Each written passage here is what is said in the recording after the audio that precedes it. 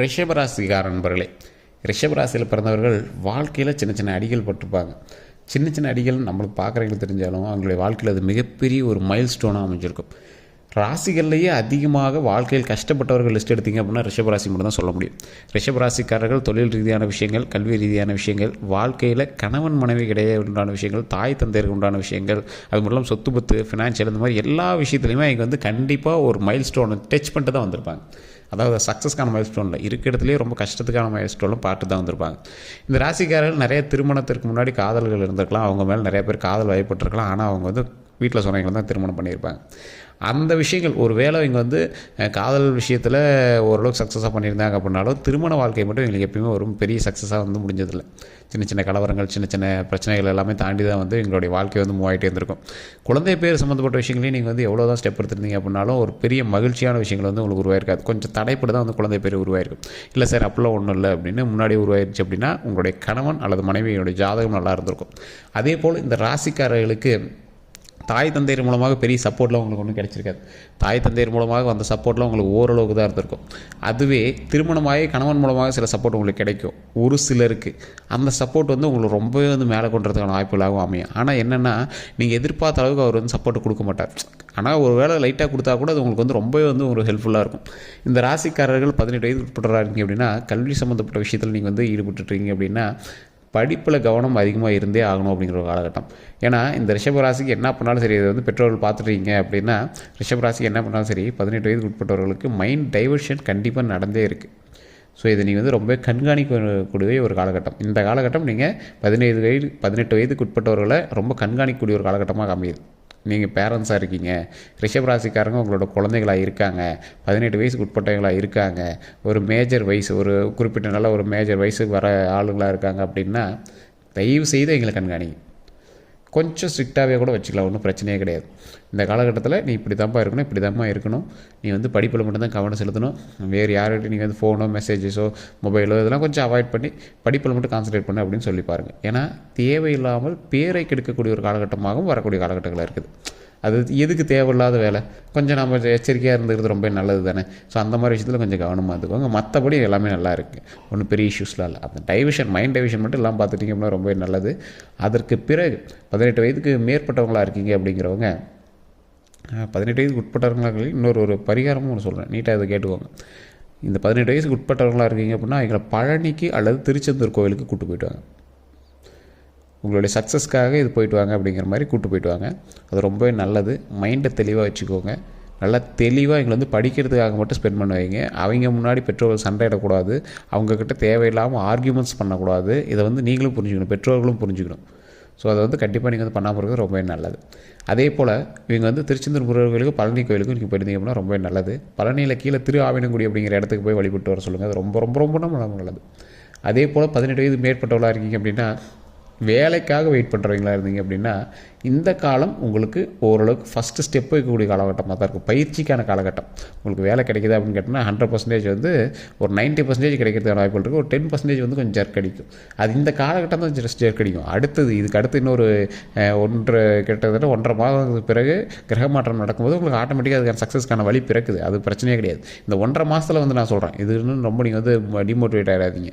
கிடைக்க இருக்குது. இந்த 1.5 மாதத்தில் ஸ்டெப்பு தான் எடுக்க முடியும்.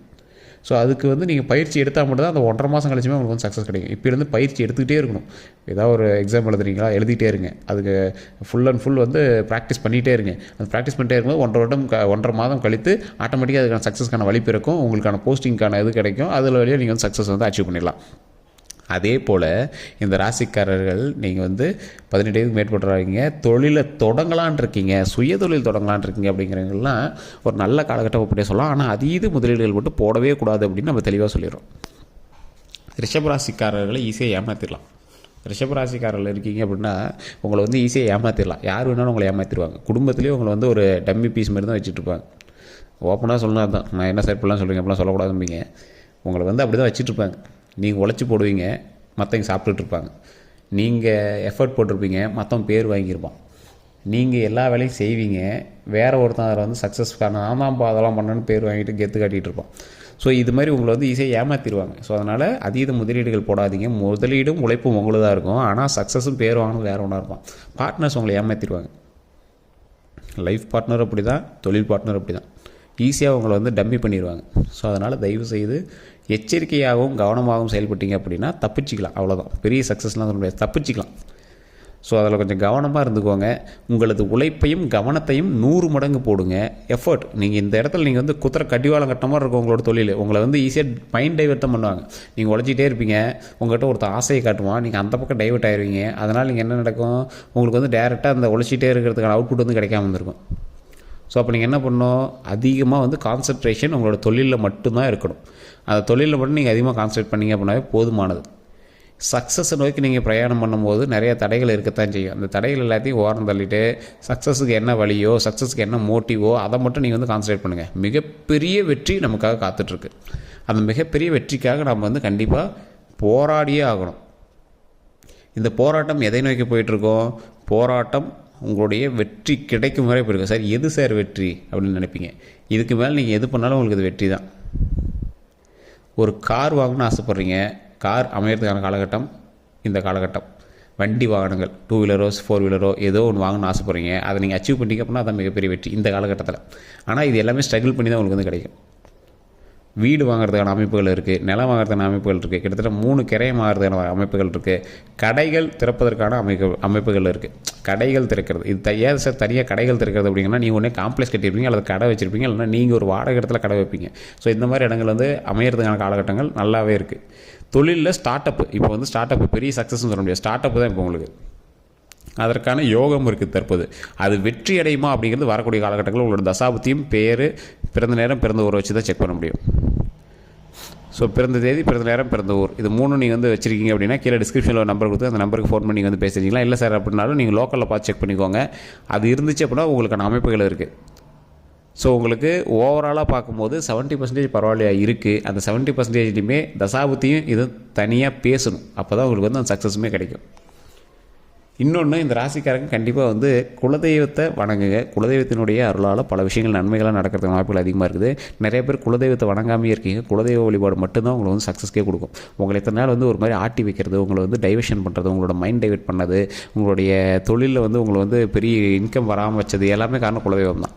அதை வந்து குலதெய்வத்தை சரியாக வழிபட்டீங்க அப்படின்னாவே உங்களோட சக்ஸஸை வந்து மேலே கொண்டு வந்துடும். எப்பேற்பட்ட சூழ்நிலையில் நீங்கள் இருந்தாலும் உங்களுக்கான வெற்றியை மேலே கொண்டு வருவது இந்த காலகட்டம் மட்டும்தான். இந்த காலகட்டத்தில் நீங்கள் குலதெய்வத்தை வணங்கினீங்க அப்படின்னா, இறுக்கி பிடிச்சிட்டிங்க அப்படின்னா ஆட்டோமேட்டிக்காக சக்ஸஸ் நிச்சயம். அதே மாதிரி முன்னாடியே சொன்னது தான், பழனி முருகர் கோயில், பழனி முருகர், திருச்செந்தூர் முருகர் வழிபட்டீங்க அப்படின்னா சக்ஸஸ் நிச்சயம். அந்த ராசிக்காரர்கள் கவனமாக இருக்க வேண்டிய 3 விஷயத்தை நான் சொல்கிறேன், கேட்டுக்கோங்க. குழந்தைகளுடைய கல்வியில் கண்டிப்பாக கவனமாக இருக்கணும். எதிர்பாலினத்தவர் மேலே வரக்கூடிய ஈர்ப்பில் ரொம்ப கவனமாக இருக்கணும். திருமணம் ஆனவர்களாக இருந்தாலும் சரி, திருமணம் ஆகாதவர்களாக இருந்தாலும் சரி, தேவையில்லாத அஃபேர்ஸ் இந்த மாதிரிலாம் இருக்கக்கூடாது. தயவுசெய்து அதில் மட்டும் கொஞ்சம் கவனமாக இருங்க. பேர் கெடுத்துரும், அது மாதிரி பேர் கெடுக்காமல் பார்த்துக்கோங்க. அதே போல் இன்னொரு விஷயம், உடல் ஆரோக்கியம், ரத்த சம்மந்தப்பட்ட நோய்கள் சம்மந்தப்பட்டது, நரம்பு சம்மந்தப்பட்டது, கால் சம்மந்தப்பட்டது, உடம்பு ஒபிசிட்டி, அதாவது கொழுப்புன்னு சொல்லுவாங்க பார்த்தீங்களா, எல்டிஎல் லெவல்னு சொல்லுவாங்க. இதெல்லாம் வந்து நீங்கள் ரொம்ப கவனமாக பார்த்துக்க வேண்டிய ஒரு காலகட்டம். ரொம்ப உடம்பு எக்ஸசைஸ் பண்ணி ஆகணும். உடம்பு வந்து ஆரோக்கியமாக பார்த்துக்கணும். வெளி ஃபுட்டை தவிர்த்தே ஆகணும். ரத்தம் சம்மந்தப்பட்ட நோயிலேருந்து பரவறதுக்கான காலகட்டம் அதிகமாக இருக்குது. மலேரியா, டைஃபாய்டு, வேறு ஏதாவது பெரிய இஷ்யூஸ் ஆகுதா கூட அது வந்து ரத்த சம்மந்தப்பட்டமான விஷயங்கள்லேருந்து கொஞ்சம் எச்சரிக்கையாக இருக்கணும். தொற்று நோய் சம்மந்தப்பட்டது. ஸோ அதெல்லாம் நீங்கள் கொஞ்சம் கவனமாகவே இருக்க வேண்டிய ஒரு காலகட்டம். ஸோ அதே போல் 3ஆவதாக ஒரு விஷயம், இதுதான் நீங்கள் ரொம்ப ரொம்ப கவனமாக இருக்க வேண்டிய விஷயம். வண்டி வாகனத்தில் கவனம் தேவை. எந்த அளவுக்கு கவனம் தேவை, உங்கள் வண்டியை வேறு எவன்ட்டு கொடுத்து கூட நீங்கள் ஓட்ட சொல்லக்கூடாது. நீ போயிட்டு வாப்பான்னு சொல்லி கூட ஓட்டக்கூடாது, வண்டிக்கு பிரச்சனை. அதே மாதிரி நீங்கள் வண்டி ஓட்டிகிட்டு போகிறீங்க அப்படின்னா ஸ்டண்ட் அடிக்கிறது, கவனம் எல்லாம் ஃபோன் பேசிட்டு போகிறது, ஒரு கையில் வண்டி ஓட்டுறது, 2 கை விட்டு வண்டி ஓட்டுறது, ஹெல்மெட் போடாமல் போகிறது, அரசுக்கு விரோதமாக வாகனங்கள் ஓட்டுறது, ஒன் சைடில் போகிறது, அதாவது ஒன் வேல போகிறது, இந்த மாதிரி விஷயங்கள்லாம் பண்ணிங்கன்னா கண்டிப்பாக மாட்டுவீங்க. வண்டி வாகனத்தில் கண்டிப்பாக நீங்கள் ரொம்ப ரொம்ப எச்சரிக்கையாக இருக்கணும். 100% எச்சரிக்கையாக இருக்க வேண்டிய ஒரு காலகட்டம். காரில் போகிறீங்கன்னா ஓவர் ஸ்பீட் கூடவே கூடாது.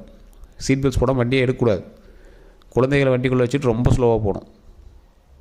இந்த விஷயத்தில் நீங்கள் ரொம்ப ரொம்ப கவனமாக இருக்கணும். இதை மட்டும் நீங்கள் பண்ணிங்க அப்படின்னா ஓரளவுக்கு தப்பிக்கலாம்.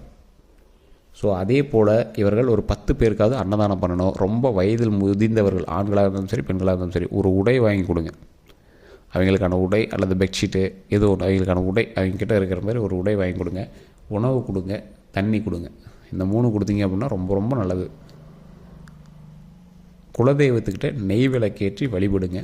நெய் விளக்கேற்றி வழிபடும்போது உங்களுக்கான தேவைகளை சொல்லி வழிபடுங்க. குலதெய்வத்திற்கு போய் அழுது கும்பிடக்கூடாது. ஏன்னா இப்போ இருக்கக்கூடிய காலகட்டத்தில் உங்களுக்கு வந்து குலதெய்வத்திற்கு போனீங்க அப்படின்னா கண்டிப்பாக ஒரு கண்ணு தண்ணி வர மாதிரி இருக்கும்.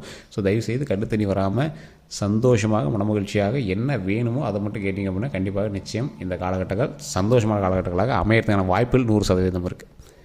ஸோ ஸ்டெப்பு கொஞ்சம் பார்த்து வைங்க. மற்றபடி எல்லாமே நல்லா இருக்குது. வேறு ஏதாவது சந்தேகங்கள் இருக்குது அப்படின்னா மற்றபடி கீழே டிஸ்கிரிப்ஷனில் நம்பர் இருக்குது, ஸ்க்ரீன்லேயே நம்பர் இருக்குது. அந்த நம்பருக்கு ஃபோன் பண்ணி பேசி தெரிஞ்சிக்கலாம். ஃபேஸ்புக்கில் பாருங்கள் ஸ்க்ரீனில் ஓடிட்டுருக்கோம், யூடியூப்பில் பாருங்கள் டிஸ்கிரிப்ஷனில்